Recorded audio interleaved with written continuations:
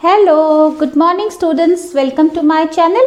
आज की इस क्लास में हम पढ़ेंगे यूनिट 9 की पोएम डोंट टेल। तो आइए शुरू करते हैं बच्चों। पेज नंबर 88 खोल लीजिए। Unit 9। Are there some things that grown ups don't let you do? क्या कुछ ऐसी चीजें हैं जो बड़े लोग आपको नहीं करने देते? Read about what this child feels. आइए पढ़ते हैं ये बच्चा कैसा महसूस करता है। डोंट टेल यानी मत बताओ। There are lots of things they won't let me do. बहुत सारी ऐसी चीजें हैं जो वो मुझे करने नहीं देते। I am not big enough yet they से। मैं अभी उतना बड़ा नहीं हुआ हूं, वो ऐसा कहते हैं। So I patiently wait till I am all grown up. तो मैं बहुत धैर्य से इंतजार करता हूँ जब तक मैं बड़ा नहीं हो जाता। And I show them all one day. और मैं उन सब को एक दिन दिखा दूंगा। I could show them now if they gave me the chance. मैं उन्हें अभी भी दिखा सकता हूँ यदि वो मुझे मौका दें। There are things I could do if I tried. बहुत सी ऐसी चीजें हैं जो मैं कर सकता हूं यदि मैं कोशिश करूं तो। But nobody knows. लेकिन किसी को नहीं पता। Nobody knows that I am really a giant inside. किसी को नहीं पता कि मैं अंदर से वास्तव में जाइंट यानी बहुत बड़ा हूं और वो मुझे छोटा समझते हैं। तो ये थी पोयम लिखी हुई इरीन येट्स की। तो आइए बच्चों इसमें कुछ नए शब्द हैं, उनके अर्थ समझ लेते हैं। ये स्टूडेंट्स इस कविता में आए हुए कुछ नए शब्द हैं, आइए उनके अर्थ समझ लेते हैं। पहला है इनफ। इनफ मतलब पर्याप्त। चांस। चांस यानी अवसर, मौका। जाइंट बहुत बड़ा। पेशेंट। पेशेंट मतलब धैर्य। Next students, reading is fun section. In this section few questions are there. Let's write their answers. First is how old is the speaker? Speaker यानी जो ये कविता सुना रहा है, जिसने ये कविता लिखी है, वो कितना बड़ा है? The speaker is a small boy. इस कविता को कहने वाला छोटा लड़का है। Second question, who are they and them in the poem? They और them प्रोनाउन इस कविता में किसके लिए प्रयोग हुआ है? ये कौन है?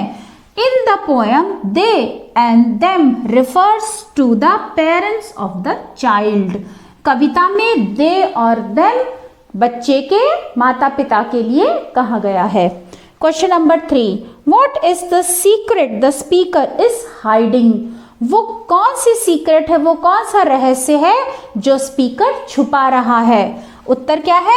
The speaker is hiding the secret that actually he is a giant from inside. Speaker क्या रहस्य छुपा रहा है? वास्तव में स्पीकर ये रहस्य छुपा रहा है कि वो अंदर से बहुत बड़ा है। Next is talk time. Talk time means चलो बात करते हैं, बात करने का समय। Think of 3 things that they won't late you do. उन 3 चीजों के बारे में सोचो जो वो आपको नहीं करने देते। वो यानी बड़े लोग आपको जो 3 चीजें नहीं करने देते। They won't allow me to use electrical appliances. आप छोटे हैं और बड़े लोग आपको बिजली की चीजों को छूने नहीं देते। They won't allow me to drive a car. वो मुझे कार चलाने नहीं देते। They won't allow me to go to the market alone. वो मुझे अकेले बाजार जाने नहीं देते। Question number 2. What are the things you would like to do when you are grown up that you can't do now? वो कौन सी चीजें हैं जो आप बड़े होकर करना चाहेंगे जो आप अभी नहीं कर सकते?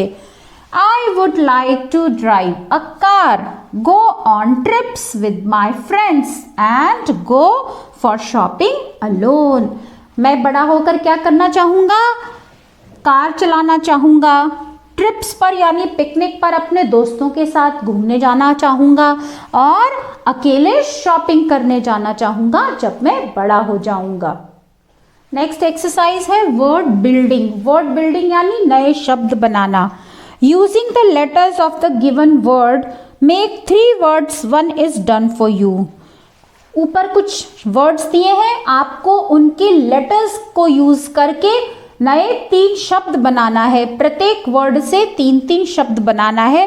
पहला आपके लिए किया हुआ है ब्लैक बोर्ड, फर्स्ट वर्ड है और जिनसे 3 शब्द बने हैं ब्लैक बोर्ड और बैक। दूसरा वर्ड है मदर। मदर से आप बना सकते हैं OTHER अदर, MOTH मौत, HER हर। इसी तरह से वेजिटेबल दूसरा शब्द है जिससे आप बना सकते हैं टेबल, GET गेट और एबल। तीसरा शब्द आपकी बुक में दिया है थाउजेंड। थाउजेंड से आप बना सकते हैं SAND सैंड, AND एंड और HAND हैंड।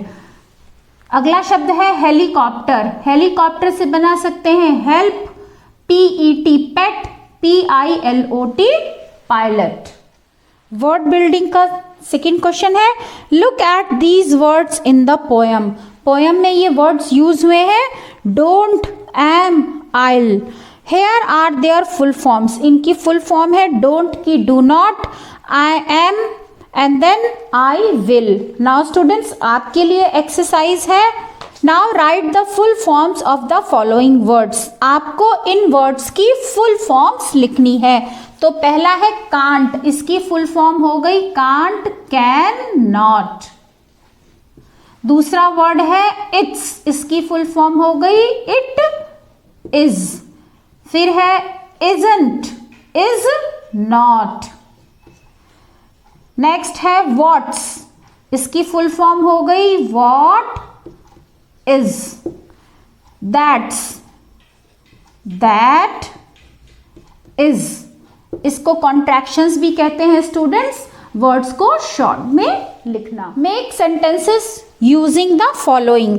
नीचे कुछ प्रोनाउंस दिए हैं जिनका यूज करके आपको वाक्य बनाने हैं या इनका वाक्य में प्रयोग करना है। तो बच्चों यहाँ पर मैंने छोटे छोटे वाक्य बनाए हैं, आइए पढ़ते हैं। हीज शॉर्ट फॉर्म है ही इज की, he is my brother. She is my sister. You are my best friend. We are going on a picnic. So you can write down all these sentences. Next, third question है now write about 2 things you will do when you grow up. You can begin like this. आपको लिखना है वो कौन सी 2 चीजें करेंगे जब आप बड़े हो जाएंगे। आप ऐसे शुरू कर सकते हैं when I'll grow up. तो स्टूडेंट्स ये 2 चीजें मैंने लिखी हैं, आपको जो समझ में आए आप वो लिख सकते हैं। When I'll grow up, I love to travel alone and I will drive a car on my own. जब मैं बड़ा हो जाऊंगा तो मैं अकेले घूमना पसंद करूंगा और अपने आप कार चलाना पसंद करूंगा। तो स्टूडेंट्स आप ये लिख सकते हैं। तो आइए करते हैं नेक्स्ट है students team time. Team time यानी मिलकर काम करने का समय। Class word chart. How many new words have you learned. आपने कितने नए शब्द सीखे। Write down 3 words you have learned so far. आपको 3 शब्द लिखने हैं जो आपने अब तक सीखे हैं इस कविता से। Write them down on a chart और ब्लैक बोर्ड। आपको उन्हें ब्लैक बोर्ड पर या फिर चार्ट पर लिखना है। Tell their meanings to the class. और इसका अर्थ क्लास को बताना है। तो 3 शब्द जो कविता में आए हैं, वीडियो के शुरू में मैंने आपको इसके अर्थ बताए थे हिंदी में। आइए उसका इंग्लिश में भी मीनिंग समझते हैं। इनफ एडिक्वेट या पर्याप्त। चांस यानी मौका, अपॉर्चुनिटी आप कह सकते हैं इंग्लिश में। जाइंट मीन्स ह्यूज या फिर बहुत बड़ा। तो नेक्स्ट एक्सरसाइज है स्टूडेंट्स से अलाउड यानी जोर से बोलो। Giant, goose, jam, grey, gym, gold, June, gum. Next is choose and tick the words with a J sound. आपको नीचे जो वर्ड्स दिए हैं उसमें से वो वर्ड्स जिनमें जे की आवाज आती है उनको टिक करना है। Choose and tick the words with a J sound. इनमें से आपको वो वर्ड सेलेक्ट करने हैं जिसमें जे की आवाज आती है। तो आइए करते हैं। जनवरी, गूज, जेम, जैम, तो किस किस में आती है जे की आवाज? जनवरी। गूज में नहीं आती, जेम और फिर जैम। नेक्स्ट है जैकेट, जिराफ, ग्रो, जुलाई। जाइंट, ग्रेप्स, ग्रे और जून। तो इन वर्ड्स में स्टूडेंट्स जब हम इनको प्रोनाउंस करते हैं, इनका उच्चारण करते हैं तो जे की आवाज आती है। तो स्टूडेंट्स आज के लिए इतना ही। आपको मेरा वीडियो कैसा लगा?